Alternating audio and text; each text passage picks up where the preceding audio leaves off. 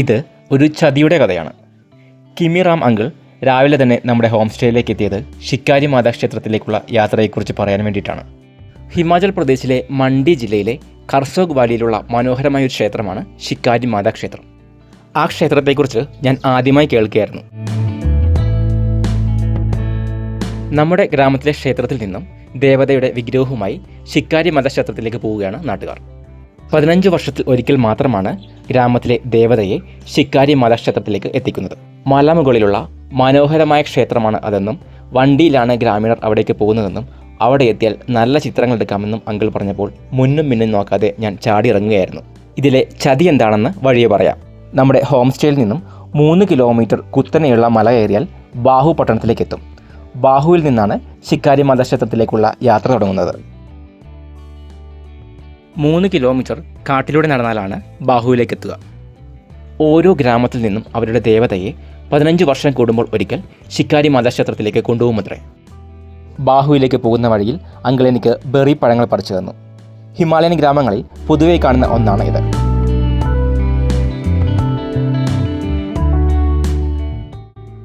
ഇതാണ് golden Himalayan raspberry. മധുരവും പുളിയും കലർന്ന രുചിയാണ് ഇതിന്. ഓറഞ്ചിൻ്റെ രുചിയോട് സാദൃശ്യമുണ്ട് ഈ പഴത്തിന്. വൈറ്റമിൻ സിയുടെയും ബീറ്റാ കാരോട്ടിൻ്റെയും ആൻറ്റി ഓക്സിഡൻറ്റിൻ്റെയും എല്ലാം കലവറയാണ് ഈ പഴങ്ങൾ. പോക്കറ്റ് നിറയെ ബെറിപ്പഴങ്ങൾ ശേഖരിച്ചാണ് യാത്ര തുടങ്ങിയത്. നമ്മുടെ ഹോം സ്റ്റേയിൽ നിന്നും ബാഹുവിലേക്ക് എത്താൻ വേറെ റോഡുണ്ടെങ്കിലും കാട്ടിലൂടെയുള്ള ഈ വഴി ഷോർട്ട് കട്ടാണ്. അങ്ങനെ 3 കിലോമീറ്റർ കാട്ടിലൂടെ നടന്ന് ബാഹുവിലേക്ക് എത്തി. 7ഓളം 4x4 അഥവാ ക്യാമ്പർ ജീപ്പുകളിലായിട്ടാണ് ക്ഷേത്രത്തിലേക്ക് പോകുന്നത്. ഒരു വാഹനത്തിൽ ദേവതയുടെ വിഗ്രഹവും പൂജാരിമാരും കൊമ്പും കുഴിലും ഊതുന്നവരുമൊക്കെയാണ്. ബാക്കി 6ലും നാട്ടുകാരാണ്.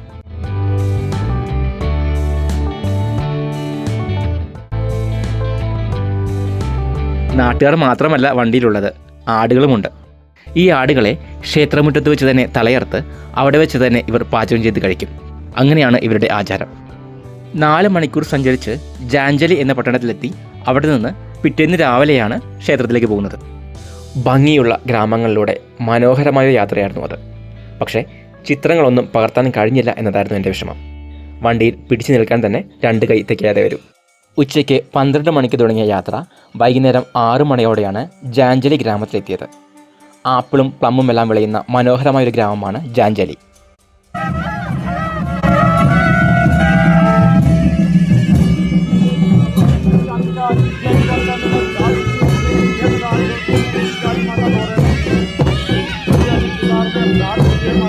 ഇന്ന് ഈ ഗ്രാമത്തിൽ താമസിച്ച് പിറ്റേന്ന് രാവിലെയാണ് ശിക്കാരി മാതാ ക്ഷേത്രത്തിലേക്ക് പുറപ്പെടുന്നത്.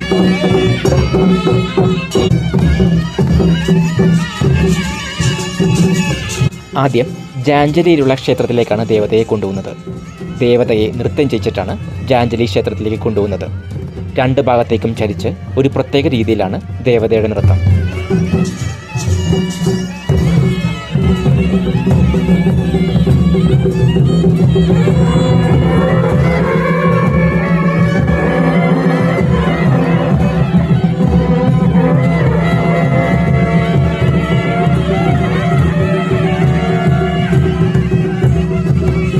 വളരെ ആഘോഷമായിട്ടാണ് ജാഞ്ചലി ക്ഷേത്രത്തിലേക്ക് എത്തിയത്.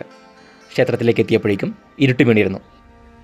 ആടുകളുടെ തലയാർക്കുന്നതുൾപ്പെടെ മനസ്സിനെ അസ്വസ്ഥമാക്കുന്ന കാഴ്ചകളൊന്നും തന്നെ ഞാൻ ക്യാമറയിൽ പകർത്തിയില്ല. പിറ്റേന്ന് രാവിലെയാണ് ശിക്കാരി മാതാ ക്ഷേത്രത്തിലേക്കുള്ള യാത്ര ആരംഭിക്കുന്നത്. 16 കിലോമീറ്ററാണ് ജാഞ്ചലിയിൽ നിന്നും ശിക്കാരി മാതാ ക്ഷേത്രത്തിലേക്കുള്ള ദൂരം. ഇവിടെയാണ് ഞാൻ നേരത്തെ സൂചിപ്പിച്ച ചതി വെളിപ്പെട്ടത്. ക്ഷേത്രം സ്ഥിതി ചെയ്യുന്ന മലയുടെ മുകൾ വരെ വണ്ടിയിൽ പോകാൻ കഴിയുമെങ്കിലും ഇവർ പോകുന്നത് 20 കിലോമീറ്റർ മല കയറിയാണ്. ട്രക്കിംഗ് എനിക്ക് ശീലമുള്ളതാണെങ്കിൽ പോലും ഒരു ദിവസം 20 കിലോമീറ്റർ മലകയറ്റം എന്നത് നിസ്സാരമല്ല. വിഷയം അതല്ല. ട്രക്കിങ്ങിനെക്കുറിച്ച് അങ്കിൾ ഒരു സൂചന പോലും തരാതിരുന്നതുകൊണ്ട് നല്ലൊരു ഷൂ പോലും ഞാൻ കരുതിയിട്ടില്ല.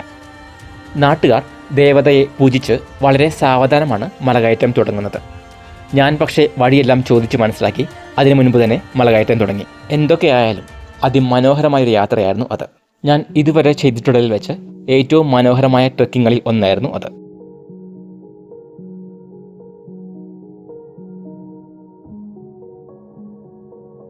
പാറയിടുക്കിലൂടെ ചെറിയൊരു നദി മുറിച്ചു കടന്നാൽ പിന്നെ കാട്ടിലൂടെയാണ് യാത്ര.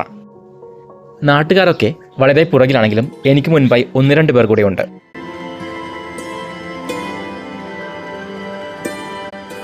യാത്രകളിൽ ഒട്ടും പ്രതീക്ഷിക്കാതെ കിട്ടുന്ന ചില സമ്മാനങ്ങളുണ്ട്, ചില ബോണസുകൾ. അങ്ങനെ ഒന്നായിരുന്നു ഈ യാത്രയും.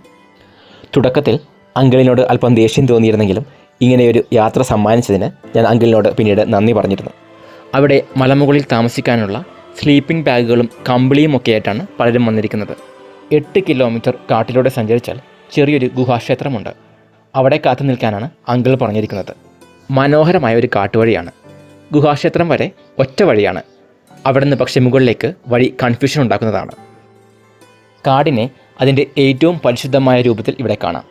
പലതരത്തിലുള്ള കാട്ടുപൂക്കളും വൈൽഡ് ഓർക്കിഡുകളും ചിത്രശലഭങ്ങളും എല്ലാം ചേർന്ന് ഒരിക്കലും മറക്കാനാവാത്ത ഒരു യാത്രയാണ് എനിക്ക് സമ്മാനിച്ചത്.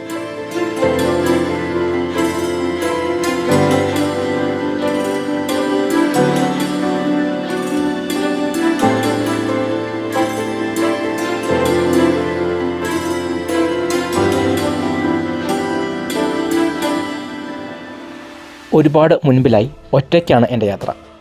വഴി ചോദിക്കാനൊന്നും സമീപത്തെങ്ങും ഒരാളും തന്നെയില്ല. ഇടയ്ക്ക് കാടിനുള്ളിൽ ഇതുപോലുള്ള 1-2 ഗുഹകൾ കണ്ടിരുന്നു. ഇതായിരിക്കും ഗുഹാക്ഷേത്രം എന്ന് കരുതി അതിനകത്തേക്ക് കയറി നോക്കിയെങ്കിലും ഒന്നും കണ്ടില്ല.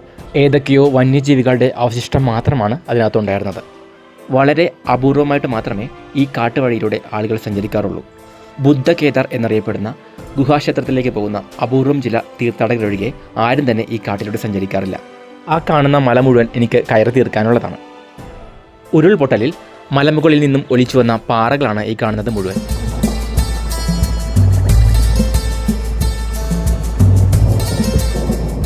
നല്ല വിശപ്പുണ്ടായിരുന്ന എനിക്ക് കാട് കുറച്ച് സമ്മാനങ്ങൾ നൽകി.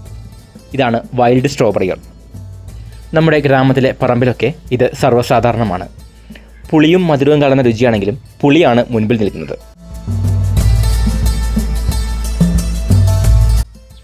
ദേവതയ്ക്ക് ചൂടാനുള്ള മുത്തുക്കുടയാണ് ആ മനുഷ്യൻ്റെ കയ്യിലുള്ളത്. നല്ല ഭാരമാണ് അതിന്. എന്നിട്ടും എത്ര സിമ്പിളായിട്ടാണ് അയാൾ അതും കൊണ്ട് മലകയറി പോകുന്നത്. പഹാടികളുടെ സ്റ്റാമിനയുമായി നമുക്ക് നമ്മളെ കമ്പയർ ചെയ്യാൻ കഴിയില്ല. ജനറ്റിക്കലി അവർക്ക് കിട്ടുന്ന കുറേ പ്രത്യേകതകളുണ്ട്. ലങ്സ് കപ്പാസിറ്റി അടക്കം നമ്മുടേതിൽ നിന്നും വ്യത്യസ്തമാണ് അവരുടേത്. കാട് തന്ന സമ്മാനമാണ് ഇത്. തന്നതല്ല, ഞാൻ പിടിച്ചു വാങ്ങിയതാണ്.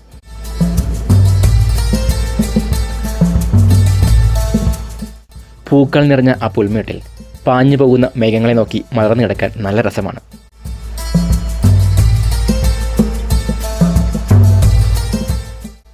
ഒടുവിൽ ചെറിയൊരു വെള്ളച്ചാട്ടത്തിലേക്ക് എത്തി.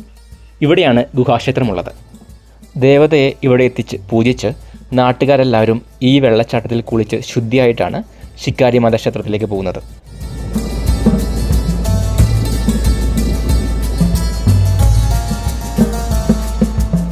ബുദ്ധകേദാർ എന്നറിയപ്പെടുന്ന ഗുഹാക്ഷേത്രമാണ് ഇത്.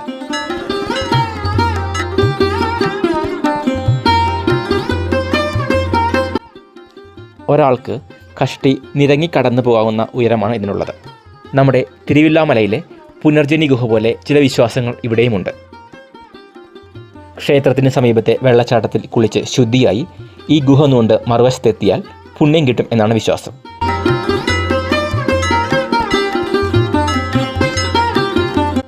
എന്നാൽ പുനർജനി ഗുഹയുടേതുപോലെ നീളമുള്ളതല്ല ഇത്. കഷ്ടി 50 മീറ്റർ മാത്രമാണ് ഇതിൻ്റെ നീളം. നൂണ്ടുപോകാനും ബുദ്ധിമുട്ടില്ല. ഞാൻ ക്ഷേത്രത്തിലെത്തി കുറച്ച് കഴിഞ്ഞപ്പോഴേക്കും എനിക്കൊപ്പം ഉണ്ടായിരുന്ന നാട്ടുകാരൊക്കെ എത്തിത്തുടങ്ങി. മറ്റൊരു പ്രധാന കാര്യം, സ്ത്രീകൾക്ക് ഈ ഗുഹയ്ക്കകത്തേക്ക് പ്രവേശനമില്ല എന്നതാണ്.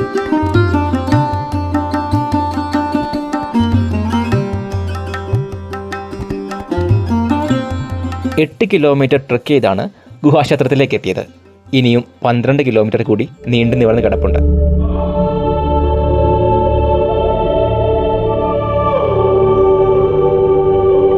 ഇതുവരെയുള്ള ട്രക്കിങ്ങിൽ ഏറ്റവും ആദ്യം ഒറ്റയ്ക്കാണ് ഞാൻ മല കയറിയതെങ്കിൽ പിന്നീട് അങ്ങോട്ട് നാട്ടുകാർക്ക് ശേഷം ഏറ്റവും അവസാനമാണ് ഞാൻ മല കയറിയത്. കാരണം പിന്നീട് അങ്ങോട്ട് വ്യക്തമായ ഒരു ട്രക്കിംഗ് പാത്ത് ഇല്ല എന്നതാണ്. നാട്ടുകാർ പോകുന്ന വഴിയെ പിന്തുടർന്നാണ് ഞാനും പോയത്. കുത്തനെയുള്ള പാറയിലൊക്കെ അള്ളിപ്പിടിച്ച് കൈയും കാലുമൊക്കെ ഉപയോഗിച്ചിട്ടാണ് മല കയറിയത്. 4 മലകളാണ് കയറി ഇറങ്ങേണ്ടത്. ഓരോ മലയുടെയും മുകളിലെത്തുമ്പോഴുള്ള കാഴ്ച പറഞ്ഞറിയിക്കാൻ കഴിയില്ല. കൂട്ടത്തിൽ പഹാടിയല്ലാത്ത പുറത്തുനിന്നുള്ള ഒരേയൊരാൾ ഞാൻ മാത്രമാണ്. അവസാനത്തെ മലയിലേക്ക് എത്തിയപ്പോഴേക്കും എനിക്കൊപ്പം ഉണ്ടായിരുന്ന പഹാടികളെല്ലാവരും തന്നെ, സ്ത്രീകൾ ഉൾപ്പെടെ, വളരെ എളുപ്പത്തിൽ മല കയറിപ്പോയി.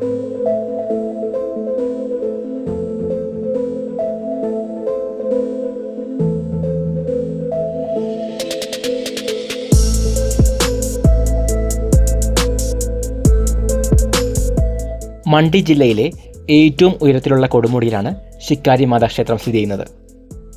സമുദ്രനിരപ്പിൽ നിന്നും 3359 മീറ്റർ, അതായത് 11,020 അടി ഉയരത്തിൽ സ്ഥിതി ചെയ്യുന്ന ക്ഷേത്രമാണ് ശിക്കാരി മാത. ഈ യാത്രയിലെ ഏറ്റവും മനോഹരമായ അനുഭവങ്ങളിൽ ഒന്ന് കുതിരകൾ മേഞ്ഞു നടക്കുന്ന താഴ്വരയിലേക്ക് എത്തിയതാണ്. കാശ്മീരിലെ താഴ്വരകളെ ഓർമ്മിപ്പിക്കുന്ന ഭൂപ്രകൃതിയാണ് ഇവിടെ. ജിപ്സികളായ നാടോടികൾ താമസിക്കുന്ന ഗ്രാമത്തിലേക്കാണ് എത്തുന്നത്. അവരുടേതാണ് ഈ കുതിരകൾ. ആടുകളെയും കുതിരകളെയും മറ്റു കന്നുകാലികളെയും വളർത്തി ജീവിക്കുന്നവരാണ് അവർ.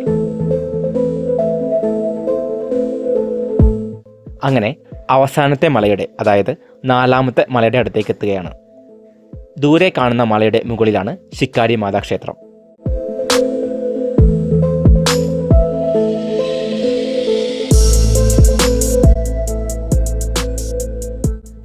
നടന്നെത്തിയത് ജിപ്സികളായ നാടോടികൾ താമസിക്കുന്ന ഗ്രാമത്തിലേക്കാണ്. അവർക്ക് അങ്ങനെ പ്രത്യേകമൊരു ഗ്രാമമില്ല എന്ന് പറയുന്നതാവും ശരി. അവർ ചെല്ലുന്നിടമാണ് അവരുടെ ഗ്രാമം.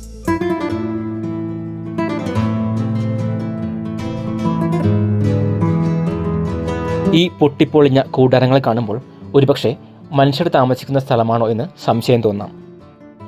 ആ കാണുന്ന ബങ്കറുകൾ പോലെയുള്ളത് അവരുടെ താമസ സ്ഥലമാണ്. ആടുകളും പശുക്കളും പട്ടികളുമെല്ലാം അവിടെ തന്നെയാണ് അവരോടൊപ്പം താമസിക്കുന്നത്. 6 മാസത്തിൽ കൂടുതൽ അവർ ഒരിടത്തും താമസിക്കില്ല. കന്നുകാലികളെ വിറ്റാണ് അവരുടെ ഉപജീവനമാർഗം.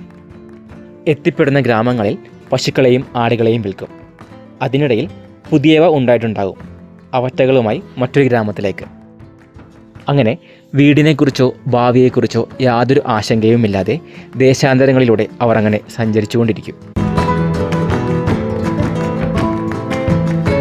അവരുടെ ഏതെങ്കിലും ഒരു കുടിലിനകത്തേക്ക് കയറി കാണണം എന്ന് ആഗ്രഹമുണ്ടായിരുന്നു. ചോദിച്ചപ്പോൾ അനുവാദം കിട്ടി. അങ്ങനെ ഞാൻ ഒരു കുടിലിനകത്തേക്ക് കയറി.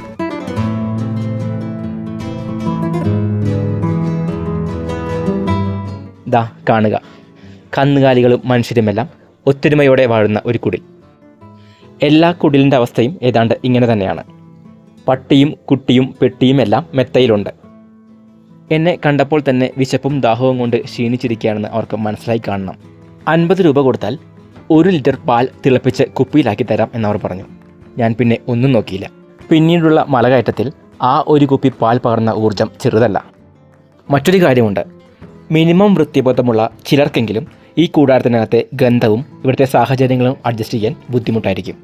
ഇതുപോലുള്ള ഒരുപാട് ഗ്രാമങ്ങളിലൂടെ സഞ്ചരിച്ചിട്ടുള്ളത് കൊണ്ടാണ് ഏത് സാഹചര്യത്തോടും പൊരുത്തപ്പെട്ടു പോകാൻ എനിക്ക് കഴിയുന്നത്.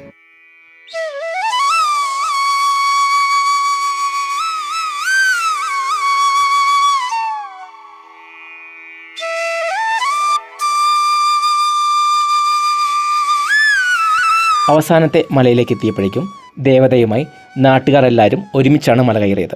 പക്ഷേ മഴയും ആലിപ്പഴ വീഴ്ചയും എല്ലാം ചേർന്ന് കാലാവസ്ഥ അതിഭീകരമായിരുന്നു.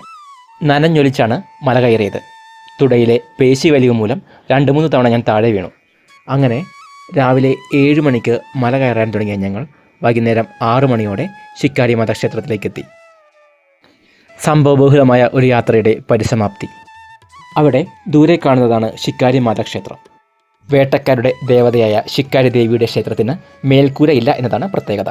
11,020 അടി ഉയരത്തിലുള്ള ഈ ക്ഷേത്രത്തിലേക്ക് എത്തിയാൽ 360 ഡിഗ്രിയിൽ ചുറ്റുപാടുമുള്ള കാഴ്ചകൾ കാണാം. ദുർഗാദേവിക്ക് വേണ്ടിയിട്ടുള്ള ഈ ക്ഷേത്രം പാണ്ഡവരാണ് പണിതത് എന്നാണ് വിശ്വാസം. മാനിനെ പിന്തുടർന്ന് കാട്ടിലേക്ക് എത്തിയ പാണ്ഡവർക്ക് മുന്നിൽ ദേവത പ്രത്യക്ഷപ്പെട്ടുവെന്നും ഇവിടെ മേൽക്കൂരയില്ലാത്ത ക്ഷേത്രം പണിയാൻ ആവശ്യപ്പെട്ടു എന്നുമാണ് വിശ്വാസം. വേട്ടയും വേട്ടക്കാരും സജീവമായിരുന്ന ഒരു കാലത്ത് ഇവിടെ പതിവായി വേട്ടക്കാർ എത്തിയിരുന്നു. ഇവിടെ എത്തി ദേവതയോട് പ്രാർത്ഥിച്ചിട്ട് വേട്ടയ്ക്ക് പോയാൽ വിജയം സുനിശ്ചിതമാണ് എന്നായിരുന്നു അവരുടെ വിശ്വാസം. അങ്ങനെയാണ് ഈ ക്ഷേത്രത്തിന് ശിക്കാരി മാത, അതായത് വേട്ടക്കാരുടെ ദേവത എന്ന പേര് വന്നത്. മാർക്കണ്ഡേയ മഹർഷി വർഷങ്ങളോളം ധ്യാനിച്ചിരുന്ന സ്ഥലമാണ് ഇത് എന്ന് മറ്റൊരു വിശ്വാസമുണ്ട്.